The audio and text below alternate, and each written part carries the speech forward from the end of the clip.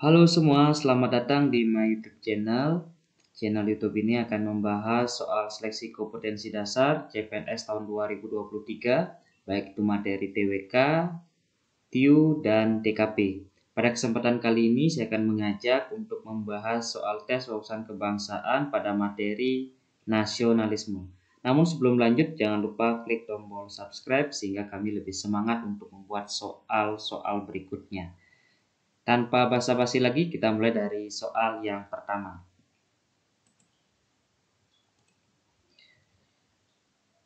Soal yang pertama, Badan Penyelidik Usaha-Usaha Persiapan Kemerdekaan Indonesia atau biasa disingkat dengan BPUPKI dibentuk pada tanggal 1 Maret 1945, di mana kala itu BPUPKI beranggotakan tokoh Indonesia dan tokoh Jepang.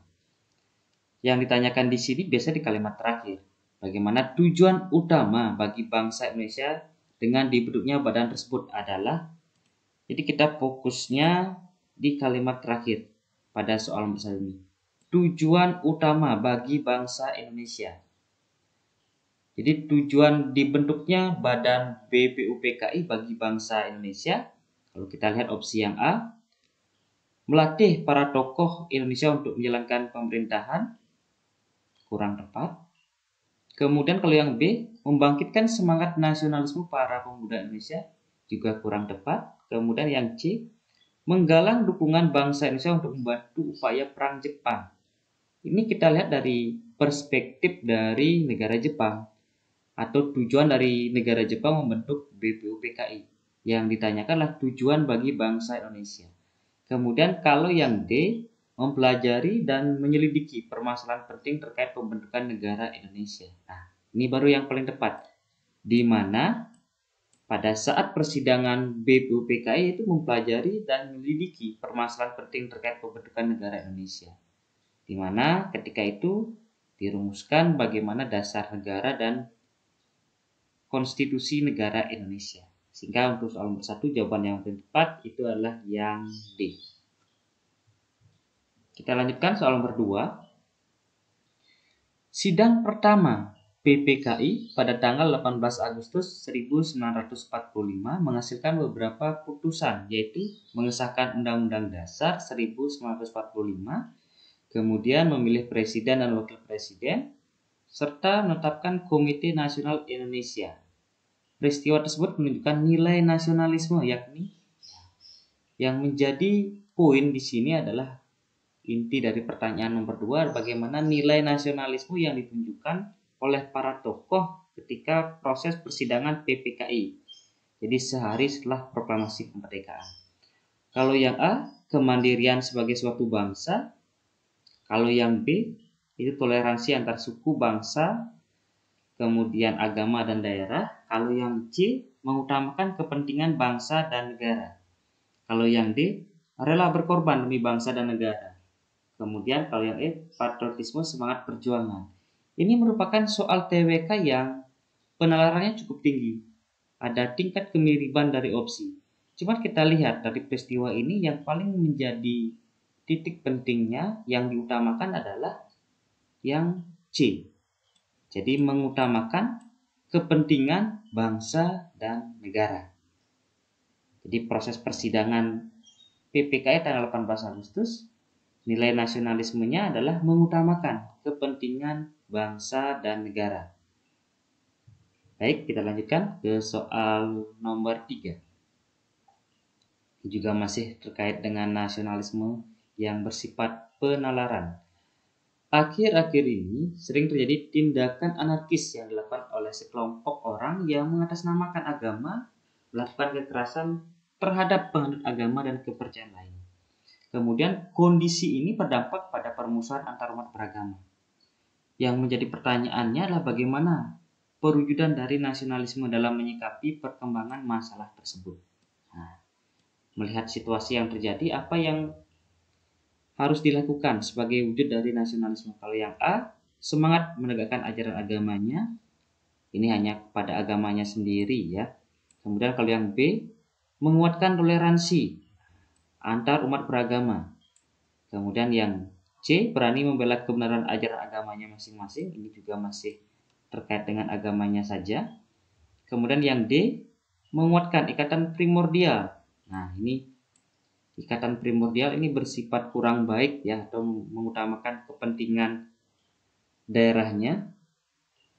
Kemudian kalau yang E, semangat untuk menumbuhkan rasa patuh pada ajaran agama atau kepercayaan masing-masing. Ini juga masih terkait dengan ajaran agama masing-masing. Yang ditanyakan bagaimana membentuk antar umat beragama, sehingga yang paling tepat yaitu adalah yang B, mengutamakan toleransi antar umat beragama dan aliran kepercayaannya.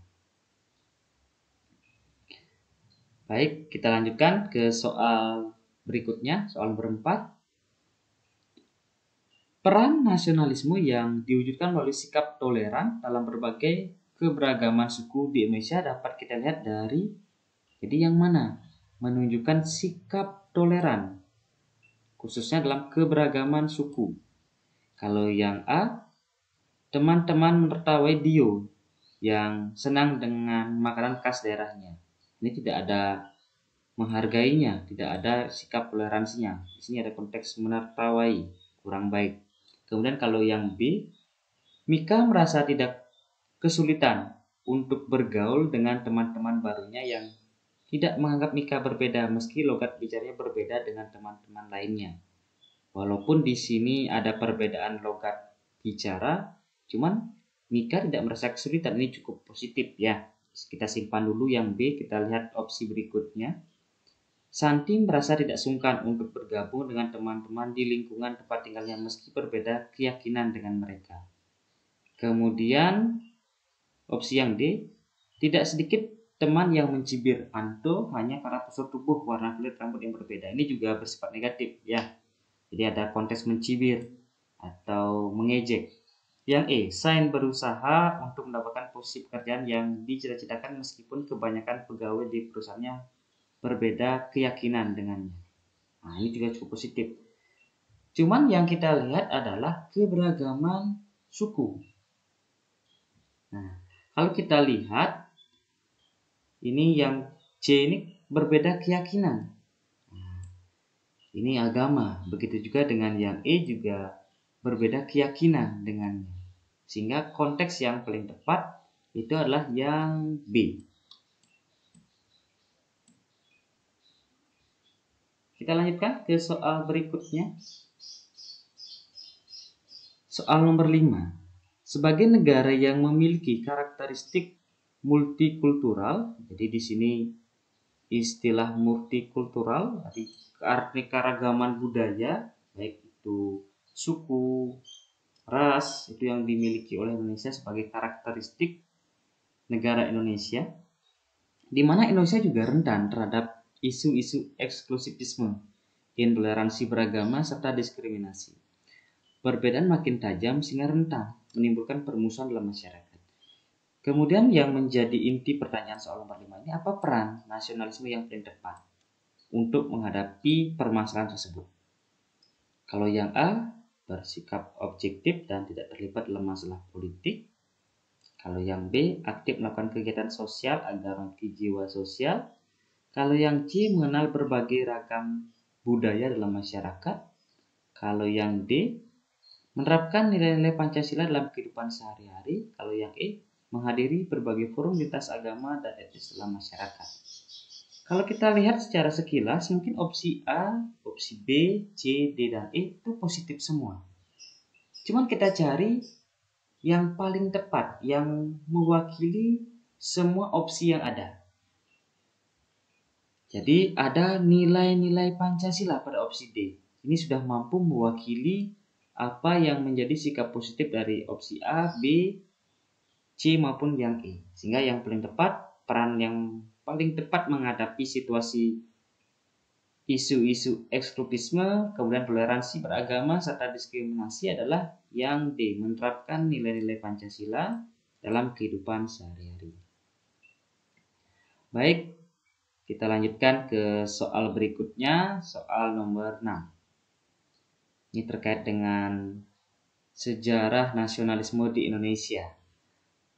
Bahwa dalam sejarah perjuangan bangsa Indonesia, berbagai organisasi pergerakan nasional menempuh caranya sendiri sehingga bersifat moderat atau radikal. Semboyan Indi for Indies menjadikan organisasi bersifat nasionalisme radikal dan diwaspadi oleh pemerintah kolonial. Organisasi tersebut adalah, jadi semboyan ini menggunakan bahasa Belanda yang memiliki makna bahwa kemerdekaan bagi Indonesia. Ini kalau opsi yang ada PNI atau Partai Nasional Indonesia, bukan. Kemudian Indispartik yang B. Nah, ini juga memiliki makna Partai Politik Hindia Belanda. Nah, ini yang paling tepat ya, yang B. Yang dibentuk oleh 3 serangkai. Kalau opsi C, Riko Darmo, Syariat Islam, Jong Java. Jadi yang paling tepat adalah yang B, Indispartik, yang dibentuk oleh 3 serangkai. Baik itu dari Ki Hajar Dewantara, Cipto Mangunkusumo, dan Tausdeker. Jadi dengan semboyan Indies for Inders. Ya, kita lanjutkan soal berikutnya, soal nomor 7. Di mana nasionalisme berasal dari bahasa Latin, yaitu nation, yang berarti dilahirkan atau sering disebut sebagai bangsa yang dipersatukan akibat kelahiran. Nasionalisme dalam ruang dan waktu ini dapat memiliki perubahan hakikat karena jadi sifat nasionalisme dalam ruang dan waktu biasa dipengaruhi oleh apakah sejarah bangsa, apakah sesuai dengan penafsiran ideologi, apakah sesuai dengan hukum, sosial politik, gagasan, ide, atau identitas suatu negara. Jadi nasionalisme dalam ruang dan waktu jadi disesuaikan dengan penafsiran dari ideologi bangsanya. Jadi kalau misalkan ideologi negaranya itu menganut ideologi liberal kapitalis, biasanya nasionalismenya liberal. Begitu juga dengan yang menggunakan ideologi komunis sosialis, biasanya nasionalismenya juga nasionalisme yang bersifat komunis sosialis. Tetapi kalau Indonesia itu nasionalisme yang disesuaikan dengan ruang dan waktunya menggunakan ideologi Pancasila. Sehingga jawaban yang paling tepat soal nomor 7 adalah yang B. Kita lanjut ke soal berikutnya, soal nomor 8. Berikut ini yang termasuk dalam faktor pendorong. Jadi kunci dari soal nomor 8 yaitu faktor pendorong nasionalisme dari luar. Jadi terbentuknya nasionalisme Indonesia itu ada dari internal, ada juga eksternal, atau biasa disebut sebagai faktor dari luar dan faktor dari dalam. Yang menjadi pertanyaan soal nomor 8 adalah pendorong nasionalisme dari luar pada awal pergerakan nasional. Tapi harus diperhatikan juga ada kata kecuali di sini. Coba kita analisis satu persatu. Kalau yang A itu kemenangan Jepang atas Rusia, ya itu merupakan nasionalisme yang mampu mendorong nasionalisme yang terjadi di Indonesia dari luar. Di kemenangan Jepang atas Rusia. Kemudian kalau yang B, kebangkitan nasionalisme Asia Afrika juga termasuk faktor pembentuk nasionalisme dari luar. Kemudian yang C, ada kelompok masyarakat berpendidikan tinggi. Nah, itu juga merupakan faktor pendorong nasionalisme di Indonesia dari dalam, ya, bukan dari luar, atau kelompok terpelajar. Jadi dari dalam itu melahirkan kelompok masyarakat berpendidikan atau kaum terpelajar. Kalau yang D, paham nasionalisme baru itu dari luar, ya. Kemudian begitu juga dengan lahirnya ideologi baru merupakan faktor pendorong nasionalisme dari luar Indonesia. Sehingga jawaban yang paling tepat soal nomor 8 adalah soal yang C, adanya kelompok masyarakat berpendidikan tinggi atau biasa disebut sebagai kelompok terpelajar atau kaum terpelajar. Kita lanjutkan soal nomor 9. Keterampilan kewarganegaraan diperlukan dalam memahami karakter dan identitas negara Indonesia. Apalagi persamaan rasa senasib yang pernah dialami mampu membangkitkan nasionalisme untuk menjaga keutuhan NKRI. Indikator yang menandai kecakapan kewarganegaraan dalam perjuangan nasionalisme adalah jadi apa yang menandai bahwa warga negara Indonesia itu sudah mampu mewujudkan nasionalisme dalam kehidupannya. Apakah yang A, mampu membedakan suku dan budaya bangsa, ini konteksnya kurang baik atau negatif, ya. Kemudian yang B, berpegang teguh pada ideologi Pancasila. Nah, ini kita simpan dulu yang B, coba kita analisis opsi yang C. Keterkaitan terhadap adat istiadat asal tidak boleh terlepas. Ini juga konteksnya adat istiadat daerah asal ya. Yang ditanyakan adalah nasionalisme. Ini juga kurang tepat. Kemudian yang D, mementingkan golongan. Wah, ini sudah jelas. Dibandingkan kepentingan umum, di mana secara teoritis yang tepat adalah seharusnya kepentingan umum dulu diutamakan, baru kepentingan golongan atau kepentingan pribadi. Kalau yang E, melakukan voting pada setiap penyelesaian permasalahan, itu kurang tepat. Yang diutamakan adalah bukan voting, tapi musyawarah mufakat dalam menyelesaikan permasalahan. Sehingga indikator yang menandai kecakapan kewarganegaraan dalam perwujudan nasionalisme adalah berpegang teguh kepada ideologi Pancasila. Opsi yang paling tepat adalah opsi yang B. Soal terakhir, soal nomor 10. Menerima keputusan merubah rumusan dasar negara yang tercantum dalam naskah Piagam Jakarta pada sidang PPKI pada tanggal 18 Agustus 1945 bukanlah hal yang mudah. Meskipun demikian, rumusan dasar negara pada sila pertama yang berbunyi ketuhanan dengan kewajiban menjalankan syariat Islam bagi pemeluk-pemeluknya itu diubah menjadi ketuhanan yang Maha Esa. Yang ditanyakan di sini adalah kerelaan perumusan atau perumus Piagam Jakarta untuk mengubah rumusan tersebut apa yang didasari. Jadi sebelum dilakukan perubahan, sehari setelah proklamasi kemerdekaan, itu antara Piagam Jakarta dengan pembukaan Undang-Undang Dasar itu perbedaannya pada sila yang pertama. Yang ditanyakan adalah dasar dari kerelaan perumus Piagam Jakarta untuk mengubah rumusan tersebut. Kalau yang A, nasionalisme yang sempit. Ini kata nasionalisme sudah baik ya, hanya saja ada istilah nasionalisme yang sempit. Nasionalisme yang sempit itu maknanya bahwa kita mengagung-agungkan negara sendiri tetapi dengan merendahkan negara lain, itu juga kurang tepat. Kalau yang B, keadaan yang memaksa mengambil putusan tersebut demi menjaga persatuan dan kesatuan bangsa. Ini ada kata keadaan yang memaksa, ada paksaan di sini, walaupun diikuti oleh kata persatuan dan kesatuan bangsa. Kemudian yang C, kepentingan golongan yaitu masyarakat di wilayah timur. Ini juga tidak tepat ya. Yang diutamakan adalah kepentingan bersama, bukan kepentingan golongan.